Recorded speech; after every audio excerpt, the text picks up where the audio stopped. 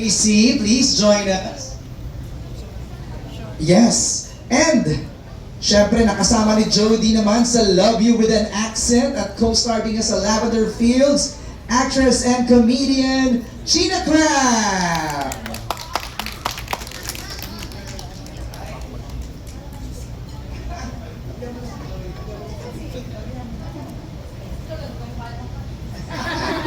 Dick, wala ka pang mic, no? Ano sabi mo? Ano sabi mo? Total magkamukha naman kami para malito na kayo.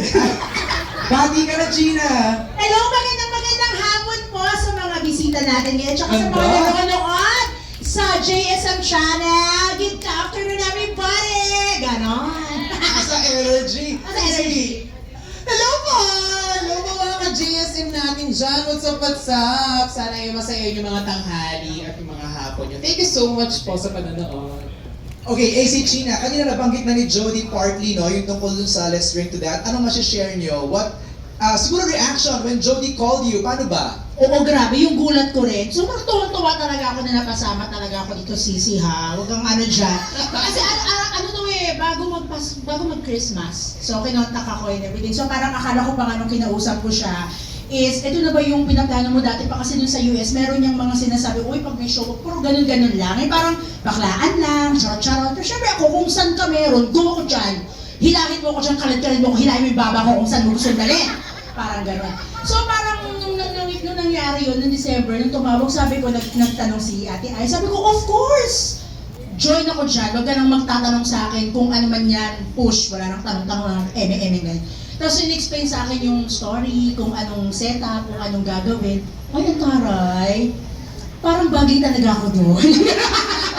Kasi happy lang, good vibes. So parang gusto ko yung idea nga, syempre alam pinag-uusapan nga namin lahat ng napapanood mo sa labas, yung naiinit ang ulo mo, nabubisi kapag nakita mo sa yung na-scroll mo sa Facebook, ano ba yan? So is ganun-ganun ka, di ba? Hindi maganda kasi puro negativity yung binibigay sa'yo. Wherein dito, yung pinag-uusapan namin is yung mga inspiring stories nga, na parang, uy, may ganun pa pala, oh my God, nakakatawa. Minsan kami, kasi on the spot lang naman din namin, parang, oo, binigay kagabi yung script, ito yung story, pero walang background. And then, doon mismo sa studio, pag pinag-uusapan na namin, bago namin parang ibigay yung mga opinion namin. Kasi kanya-kanya kami opinion, kanya-kanya kami ng saltek. May sarili-sarili kami opinion eh.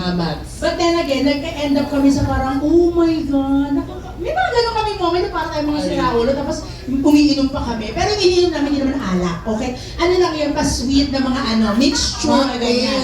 Oo, kinaklaro namin kasi mamaya akala nyo bangag ako. Juice lang yun na pa-sweet, pero napakaganda. So, I'm really happy and excited na mapanood nilang lahat yung mga isi-share namin kasi sobrang ganda talaga. Koriko, parang same tayo Ate Gina. December ako minessage siya parang, would you be interested? So, oo naman, ito sa Maria na yan. Di ba parang ikaw pa yung mahihiyang humindi. Tapos yun hanggang sa parang ang unang shoot day natin is January. January din. Oo, January 9. Tapos parang, Pagpasok ng taon, ang saya, di ba? pagpasok na taon, bigla ka may trabaho. Parang for the whole year, good juju yun. Good juju. Katulad nga nung show namin na parang puro good juju lang. Hanggang sa to the point na actually nag-message ako kay Ate Jody. Or ewan ko baka nasabi ko sa'yo after the first day, sabi ko sa kanya, Ate, thankfully hindi naman tayo toxic positive, no? Kasi yun yung iniiwasan ko din, baka mamaya parang GV.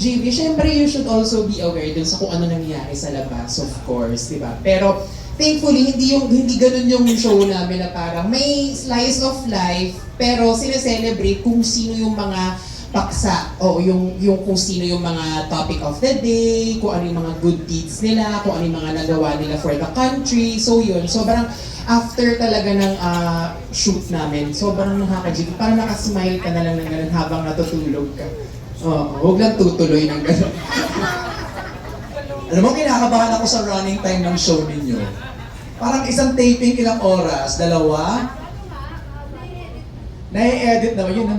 Well, kapag nagtitaping kami, talagang ang dami, hindi matigil talaga, dire-diretso. Kasi sometimes, merong pag-uusapang topic, tapos nagbe-build up lang siya na nagbe-build up sa kung ano-ano. Parang alam mo yung tatlong kaibigan nagkukwentuhan, ganyan. Tapos, sobrang magkakaiba kami ng opinion minsan sa isang topic. Pero alam mo yung basta hindi tayo mag-aaway Tapos parang may agree to disagree, ganyan. Pero, kaya naman ng mga editors. Na-edit naman nila ng tama, I know. Add ko lang kasi minsan habang hindi pa kami tapos, chika pa siya, meron pa ako sabihin, tapos si Mark o kaya si Patch, parang nakaganon na parang ano, hindi nyo pa matatapusin. Wrap up na, Oo, di ba? ganun. So, sobrang ganda lang ng chikahan, di mo alam kung paano mo ba tatapusin, di ba? Si Mark pala sa si Patch ang team niya for Let's Drink to That. Eh, Diyos ko, mga sama-sana yan sa talk. Hello, Mark and Patch! Diyos ko, pag talk show, yan talaga. Okay, alam ko, yung ating mga friends from the press, excited na magtanong.